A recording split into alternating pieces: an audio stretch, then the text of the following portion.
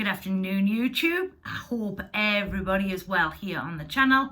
For many of you who already know me, I am Danielle, better known as Danielle at Medium. But if you're new to the channel or you've just come across this video by chance, then I'd like to welcome you to my channel, and maybe you want to come along, subscribe, maybe watch the videos and enjoy the channel for everything that it is and a little bit more.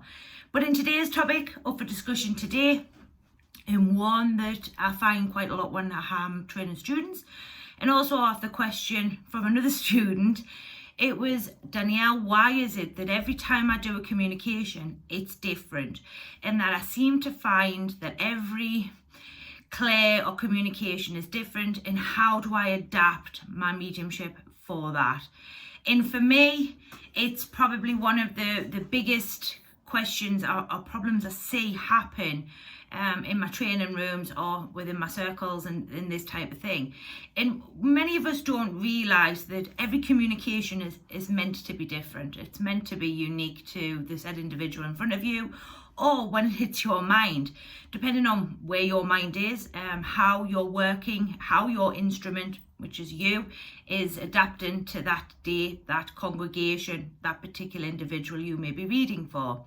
And for me, I've seen my mediumship constantly evolve and change, and I have done videos in regards to that, with regards to the fact that as you're constantly evolving and as your database is growing, you as the instrument will also change, which will mean ultimately your mediumship will change. But it will also change with every communicator that you do. And I'm been demonstrating now publicly and professionally for about 5 years. And I've got to be honest, not one of them demonstrations have been identical. They have all been very different for many different reasons. One, the congregation. Two, me as the instrument and where my mind is on that particular said day, and how much freedom of the database that the spirit world have to be able to work with. So for me, it's this one's a really sort of a simple answer to the fact that it's important as the medium or as the instrument to get used to adapting, is the best word that probably is going to fit this bracket, adapt.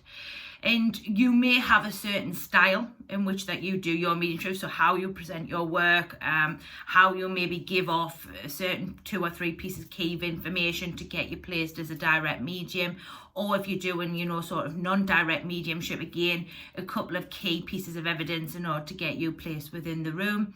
And it's important that you constantly learn to adapt that. You constantly learn to change and alter it for every demonstration or for every sitting that you may do. Now, you're not doing anything wrong, so I've got to give you that one straight away, because lots of you are going to think, well, if I'm adapting or I'm changing, then obviously something's going to go wrong. Not necessarily, in fact, probably not. It's what we do is it's a part of the growing, it's part of the learning. If I've said this many times, if your mediumship staying the same, there's not really a big sort of set of growth there, and we want as much growth as possible, so constantly adapting and changing is really beneficial. Now, I know for some of the more public demonstrations I do, some particular congregations will, quite happily like direct mediumship and not really like non-direct mediumship.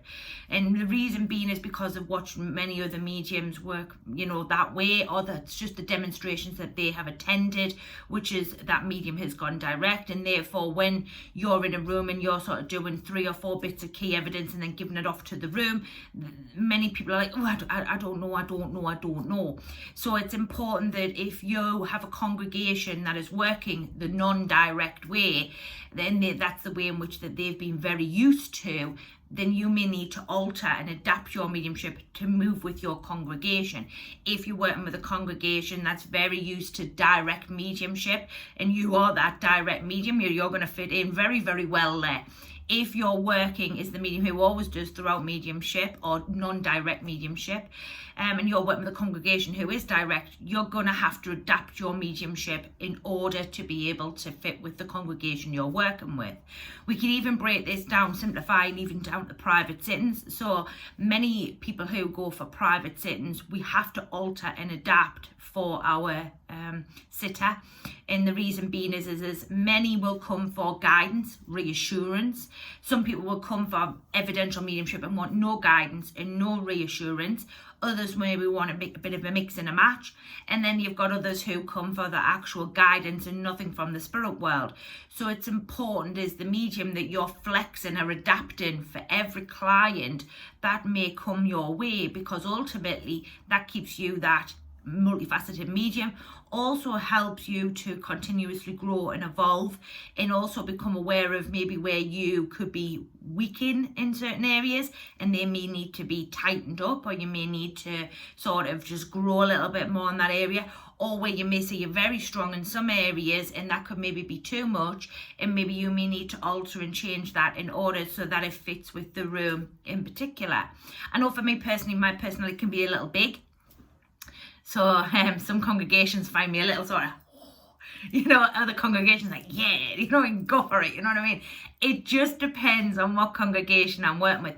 Also, if I'm working with, on a private setting, if I'm working with somebody's dad, who's been through multiple times, I can sort of, bring that little more jolliness to it, a little bit more of my flair and my personality.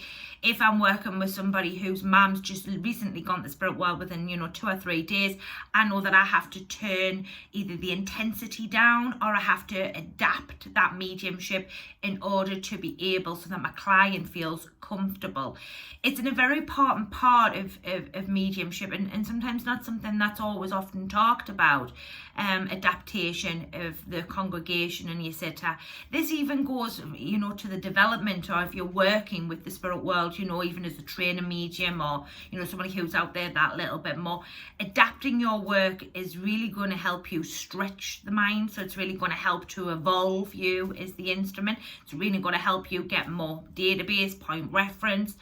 Ultimately, like I say, if you're continuously doing the same sort of thing, you're not really sort of gaining anything from that. You'll get a lot of knowledge, but then it'll become where every communication's got them bits of knowledge on, and ultimately you always want to be looking, for more depth of your awareness, more depth of your evolutionary work, because it's important that we're constantly looking for the adaptation and the depth which goes with the evidence and also with your development.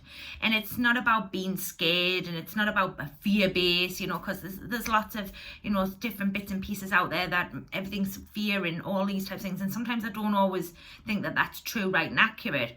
It's just that you need to alter and shift, especially if you've been doing a lot of inner work. You're going to feel that alteration and adjustment anyway, because your work has changed, because your instrument has changed. So therefore you have to be monitoring as the instrument or as the medium of how you can adapt, how you can work. This even goes down even to a no. So, as many of us who are working in the industry, we're going to get them no's. It's how you adapt that no. How do you change that no to a yes or to a maybe without being, overly pushy or without being overly assertive? We can certainly do that without, allowing the ego to come in there and we're always right, these types of things. So learning to adapt for our client or clientele or for the room. Also, I have noticed for me personally, when I'm out in a congregation, I tend to get a feel for the room. So I know as I'm sort of coming into a church or into a private sort of demonstration, there may have to be some alterations. The room feels, I'm not sure if this is going to, my style is normal, is going to really sort of fit this room. So automatically I'm going to start to alter and change. The spirit world will assist here. They're going to always help to adjust and help where we can, but again, we've always got free will, so the lovely sitters are always going to do what they want to do, and it's up to us as the individual to move with that, to adapt to that, so that we get the very best from the service, which in turn the spirit world will adapt and change in order. So they'll be aware that we're going to need to adjust the mediumship this evening. The spirit world will then start and get that into some sort of understanding for our mind, and we'll try to, because the spirit world don't want any communication to fail. And if you're aware that this room's going to need some different sort of spice, then ultimately the spirit world's going to assist you in that also. When you're developing as a developing medium, it's always important to try different styles of mediumship, adapting doing, doing direct, then do non-direct. Do a lot of clairvoyance, not do a lot of clairvoyance. Do a bit of clairaudience, not do. It's learning to adapt your mediumship. You're moving, altering, adjusting, and then you can feel where there may be some stiffness within the mind, where you may need to do that little bit more inner work, or that little bit more development, or work and just sitting with the spirit world. Whichever path you're taking, all is good. Every one of them is available to you as that development medium. So it's important, is my students who sit in my classes, and maybe the students who sit here on the YouTube channel, is that to always get into the habit of adapting, no matter how tough or uncomfortable that may feel. And the reason I say that for is because every demonstration and every sitting's going to give you, or a circle or whatever, is going to give you some new sort of tweaking, some new sort of adaptation. There's going to have to be an evolution of you as the instrument. So it's really important, is that early on in your mediumship, not to get too stuck in a certain way, or don't think, oh well, that's the right way, and because ultimately eventually further down the line you're gonna come across a sitting a demonstration mediumship, or whatever it is that you're doing, and you're going to have to adapt. And if you're not used to adapting, you're going to struggle. You're really going to find it really tough to be able to move that mind round excuse me, to fit that congregation. And that can ultimately mean that you may struggle on that particular sitting or that night. So if you're early on and you're watching this video on your mediumship, or even as the more professional medium, maybe try moving around a little, try sort of adapting your mediumship for different rooms, different coaching circles, whatever it may be there, and see how that one works for you, and see what you can learn from it, maybe see what you can't learn from it, and see where there's always ultimately room for growth. So in this question, we've looked at adjust. Can we adjust? Of course we can. Can we adjust so much so that we can always work to the best of our ability? Yes. Can we always adjust in order so that we work them no's to the best of our ability? Yes. And learning to adjust, alter, and evolve will help you much more than staying very narrow-minded, or very one-sided type of mediumship. So in this video, we've talked about adjust.